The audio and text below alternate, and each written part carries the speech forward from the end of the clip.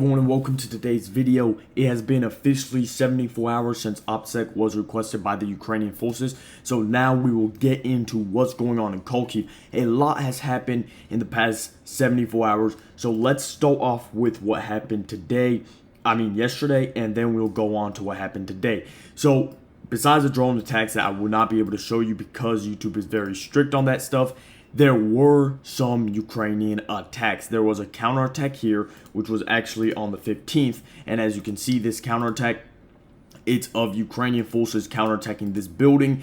And at the end, they get some Russian prisoners.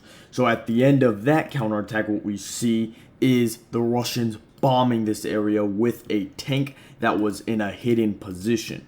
Okay, so that's what's going on. Also, Russian Lancet strike over here. As you can see, this is what I would call probably corruption on the Ukrainian side. As you can see, dragon's teeth all line up here. This type of dragon teeth is just thrown about everywhere. It's not properly set up, and that, of course, is a problem and was a problem. The Russians had a lightning breakthrough through this area, which was confirmed by these Ukrainian cluster strikes on this large group of Russian soldiers all throughout the area. And this is common because if they can go in the forest, they're not going to be seen until they just appear right out of the forest. And if they were to follow this forest, this tree line and all this forest, they would just be seen right here, and that's where the Ukrainians started their attack. Also, moving to this area of the front, some maps still had this area under Russian control. They have obviously not seen or ignored this geolocated footage of Ukrainian soldiers in this area. It seems to be a pretty chill vibe. The dude literally takes a selfie of him and his men. Then you see a Russian prisoner, a POW, and there's just footage of them fighting all throughout the streets of this area. So obviously there are some counterattacks going on by the Ukrainian side. Now moving on to today, the most important stuff has happened today in this area of Vostochny. So the Russians, according to geolocated footage, did manage to capture this hospital over here. And according to this video, I'm going to fold the apart because the man's wounded. The Ukrainians were withdrawing from this area. So they were right here. Many maps show this place under Russian control, and it's actually not. In this footage, you see the Ukrainians withdrawing. Again, they're withdrawing from the northern part of Vostochny, and they're moving to the southern pole. However, we see later these Ukrainian special forces moving into the northern pole. So I don't know if they're going to withdraw their main force and then just have special forces fight in the northern pole for as long as possible. We'll obviously have to wait and see.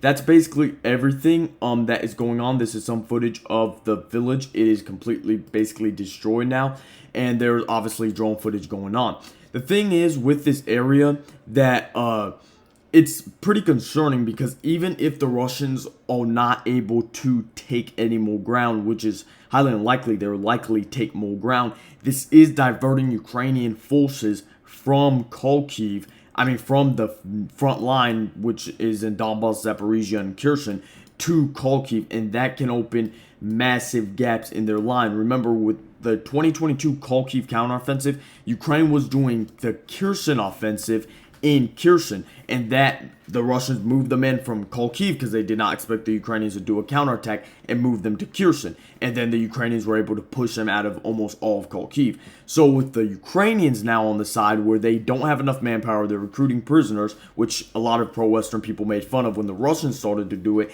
With the Ukrainians having forcing men into Kharkiv, putting men into Kharkiv to stabilize that line, the Russians can exploit weaknesses within the Ukrainian forces in Donbass.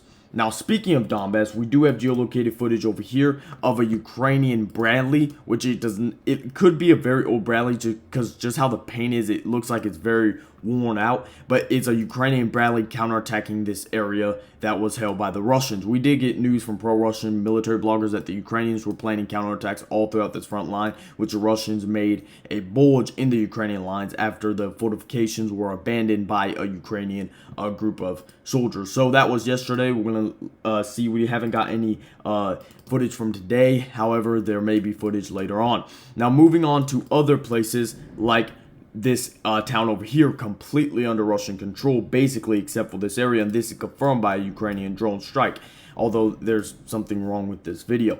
Now, this is what I'm talking about. The Ukrainians they already have a problem with manpower, so them having to move men away from this Donbass front into Kharkiv is just a bigger problem. Again, near Marinka, they were fighting for Marinka for over a year, I believe, and now they've taken this town in almost like a month. I believe they've been actually actively trying to take this town for a month. Now, this is posted by an unreliable Russian source. However, just how the Russians have been gaining in the Donbas line, especially since there's no counters by the Ukrainians, we are going to have to wait and see. However, the Russians are making advancements in Donbass because of the lack of Ukrainian forces in Donbass and the other areas. By the Ukrainian side, we have that the Russians have done attacks over here. So they are already right at the entrance of the village. So I don't know if this is an old thing, because the Ukrainians did announce that this whole entire village was captured by the Russians. So either a counterattack forced the Russians back and now they're trying to attack again,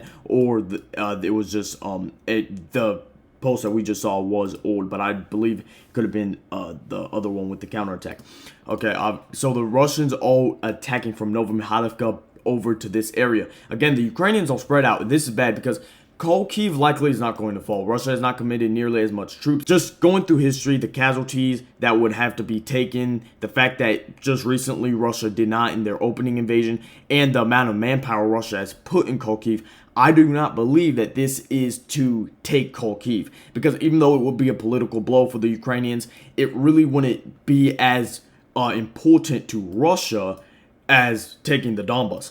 So I do not think they're trying to actually take Kharkiv. I think what they're trying to do is they're trying to get the Ukrainians to spread out their forces, and when they attack Sumy, which Budanov has said they all attacking Sumy, and he's very reliable when it comes to intelligence. When they attack Sumy, they're just opening a bunch of front lines, and from there they are going to decide, okay, which line is cracking, which line is falling, and they are going to pull men into that line. We saw a tiny example of that near Avdiivka. This line broke, and they just rushed men into it, and they got super full. It's been stabilized, but you cannot only hope that the situation will be stabilized. They actually have to have enough men for the situation to not get as critical as it's getting at this time. Different maps say different things. This map is probably the most reliable because even though by a pro-Russian source, they only color in whether it's red or yellow by geolocated footage. Other maps just take people's reports without any geolocated footage, so this map is very reliable. Moving on to Crimea, the Ukrainians once again struck Crimea.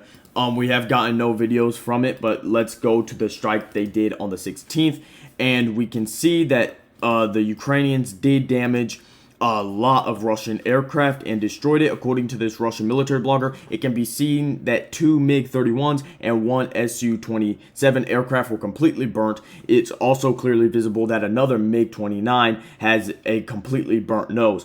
It can also be written off as scrap. So the likelihood that Russia is going to actually try to fix this plane instead of just making a new one and more advanced one is not really likely. This military blogger points that out with saying that it will probably be just thrown off as scrap. Instead, the second Su-27 is more likely also damaged by debris because otherwise it would have been evacuated. So as you can see from these pictures, a lot of damage going on in this base inside of Crimea. It's been targeted before by the Ukrainians, and the Ukrainians also have launched hundreds, I believe the reports were saying, drones into Russia. So we are going to have to wait for video and geolocations for that. However, this is right by the new Russian Navy base, and we see a Ukrainian drone flying right by the new Russian Navy base, which obviously they cannot reach it by ATACMS from the range of ATACMS, but the drone hit. It was successful, and that's a new Russian Navy base. They can send a lot of drones there that won't be intercepted. That could be more problems for the Russians in the future. We're going to have to wait and see. On the condition of this Prime Minister, Fico, he is in stable condition. However, it is still critical because I believe he was shot 5 times, and one bullet was in the abdomen area. So anyway, guys, make sure to like this video. Comment your thoughts down below. Subscribe. Join the Fact Army. And I'll catch you guys on the next video. Bye.